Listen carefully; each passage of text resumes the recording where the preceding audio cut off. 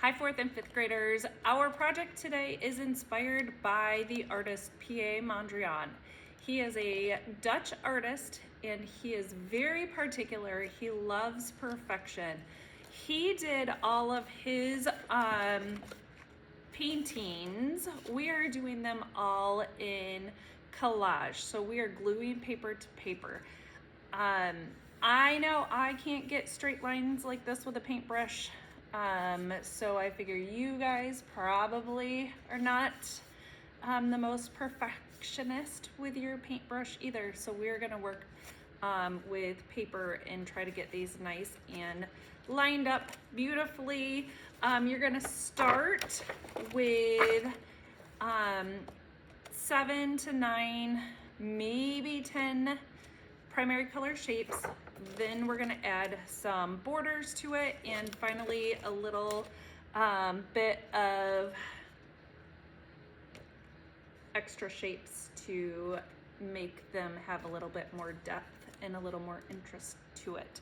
9 by 9 pieces of white paper. Please pay attention to how I cut the paper out and how I glue the paper on to keep your paper from being messy. And I have some very specific what to do and what not to do's in here that I need you to follow. So please listen and watch so that way you can do these correctly. Let's go. Okay, I have my 9 by 9 white piece of paper. I have my 1/2 inch border papers. Of course, my glue, my scissors, and then primary color papers. I just use the paper cutter and divide them into 2 or 3 inch rectangles. I have my checklist of everything I need to make sure happens in this project. Mondrian only used squares and rectangles in his work, so we are not going to have any L-shaped pieces. We are not going to have any U-shaped pieces. He is a perfectionist, so everything he does lines up beautifully. So we need to pay attention to that when we are doing our borders. Borders need to go on the outside of every square or rectangle. So we have to make sure those black edges or the color edges never touch the white on this assignment. And then when we're done, we're going to add some details on there. So the first things we need to do is to cut at least 7 squares and rectangles. They are not going to be anything other than squares and rectangles, and we need to make sure we are not cutting shapes out of the middle of our paper.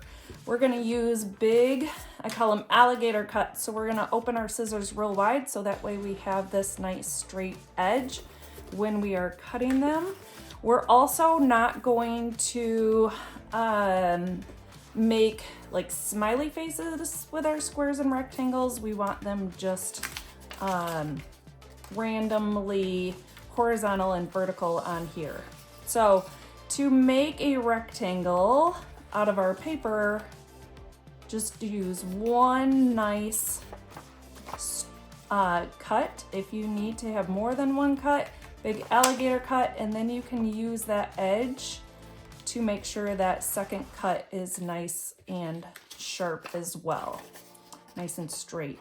So rectangles and squares, I don't have to have them all the width that I give you. If you want, you can give them a second cut in there to change the size up a little bit. I can even do it more, but notice I'm not cutting out of the middle of the paper. I'm not going like this in the paper. I use the edge of that paper as the edge of at least one of my squares.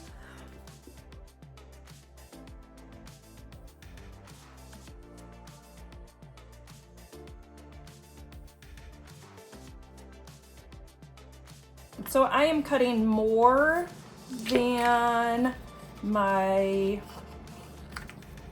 7 to 10 pieces because I don't know exactly where I want these laid out. So when you are doing a collage, you work from the background forward and don't glue anything on until you know where all your pieces go. So you can start placing them. And I want to make sure I don't have too many squares by each other. I don't want too many rectangles by each other. I don't want too many reds or too many blues by each other. So I just need to play around with this until I like what I have. I can go right on the edge, but it's a little more difficult to put your 1/2-inch squares or edges if you leave just a little bit of space. So you can go right along the edge or off the edge a bit. Then play around with it till you like what you see. Again, go, I don't know, 7 to 10 pieces. Don't do more than 10, but don't do less than 7. So 1, 2, 3, 4, 5, 6, 7, 8, 9, 10, 11. It's looking a little cluttered, especially when you put those pieces on. So I'm gonna take away one of these pieces, maybe 2 of these pieces to give it a better overall look. So it's not so balanced and symmetrical.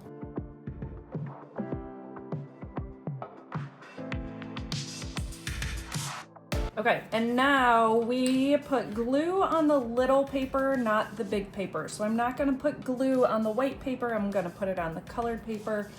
I'm going to go around all the edges and then in the middle.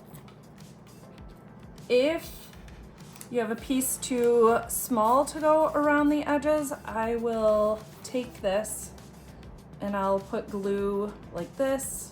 Yes. It gets a little sticky on your hands. Use a wipe to clean it off. Grab a washcloth. Keep it at your table. 1 per table. Do not get glue all over the place. But make sure every little corner around the edges, so the big pieces don't stick up, or the corner pieces don't stick up. Try and make them nice and horizontal and vertical. Don't get them crooked.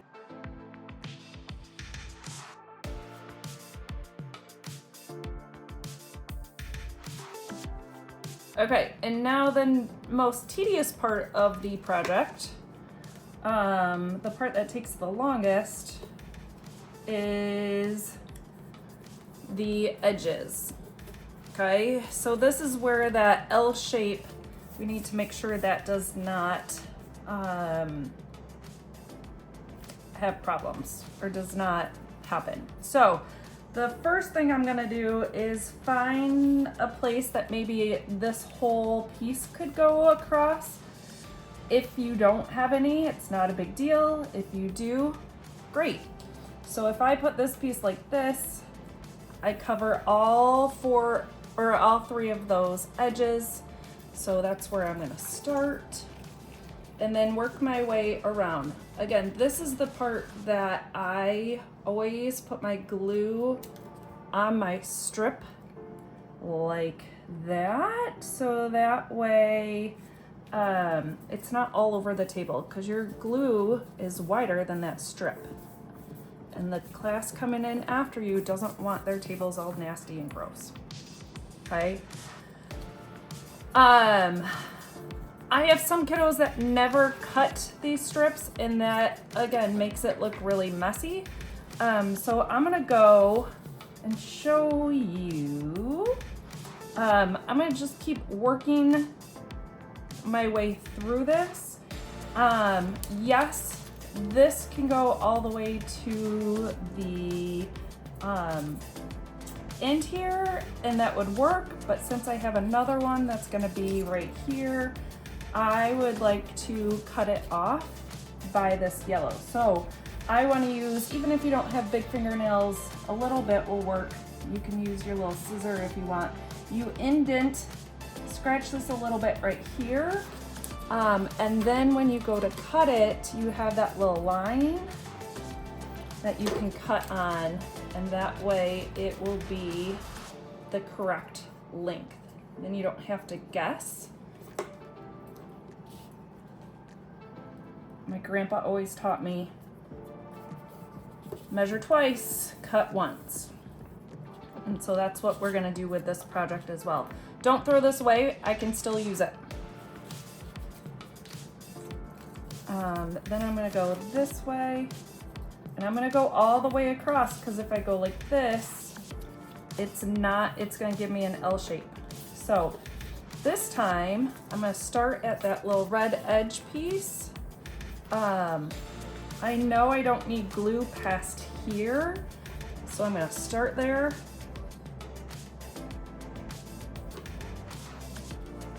Okay, and put it on the edge like, I'm looking at this one, so I might go all the way like this. So I'm gonna make sure this goes all the way to this edge. So I'm gonna need a little bit more glue. Actually, before I cut that one, I'm gonna go this way.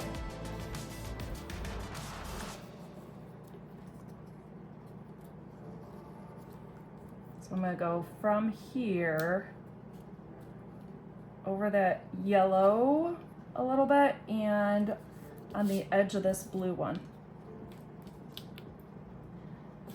Okay, and then once I put that down, notice I put it on the black paper, not the white paper there.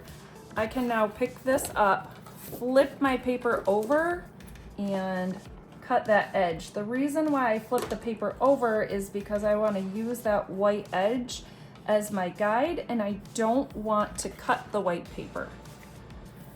Okay, so now I'm going to take this piece and re-glue it because it's dry a little bit, and I'm going to go all the way to this.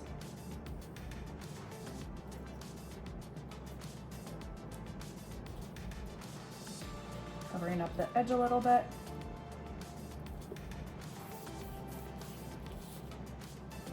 Okay, again, flip my paper, cut it off. And I'm gonna just keep working at my, my paper. On pieces that are too close to the other, we do not want them black next to black. We want a little bit of white space. So you can go over this whole edge, just don't let red show through over there, and that'll give that more space. So I'll do that one next. And I probably can go all the way up here to this one.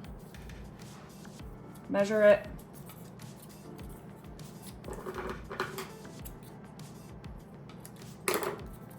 Measure it. These are called butt joints. Oh, I cut too short. So, I need to do another one. This is what happens. I didn't measure twice. So I need to leave enough room there and here to make it white. Okay. But I'm trying to cover both of those pieces. So let's try again. Here, measure.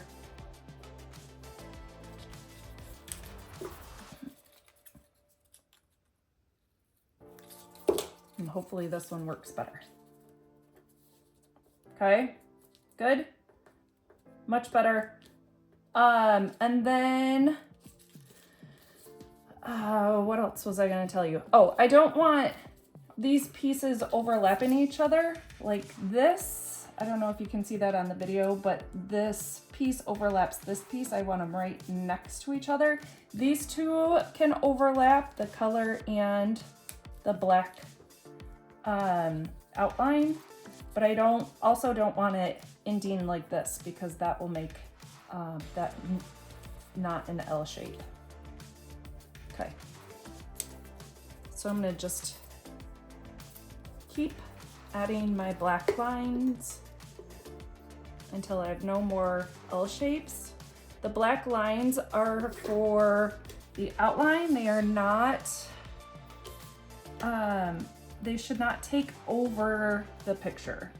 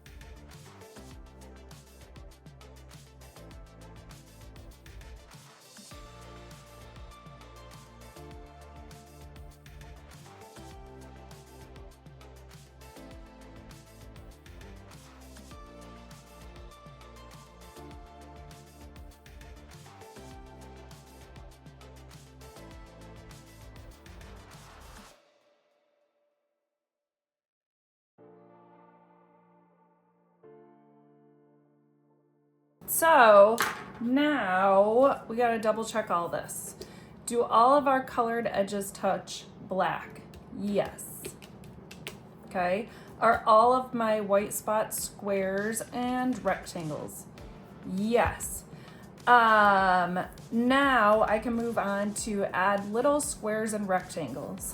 But a couple hints before I move on to that. I don't know if you saw me like playing around with the black pieces. First, I tried using the pieces that I had already cut. I did not use a big piece every single time. I tried to find one, the smallest possible one to fit into the spaces so I'm not wasting paper. I also was paying attention to my shapes. So if I had a lot of long, skinny rectangles, I tried to break them up a little bit with short, fat squares. Or if you have a lot of squares, then break those up, trying to add a few more rectangles into it. So now I'm gonna take just some extra colors that I have laying around, and in some of these big pieces, it doesn't have to be in every single piece. I'm going to add a few more squares and rectangles to add some depth, a little pizzazz to my pieces. Again, you can layer these up. These are going in the colored spots. They're not going into the white spaces. And they can go on top of each other. I'm just making a few of those teeny tiny pieces. Again, not cutting out of the big middle, but cutting off the edge.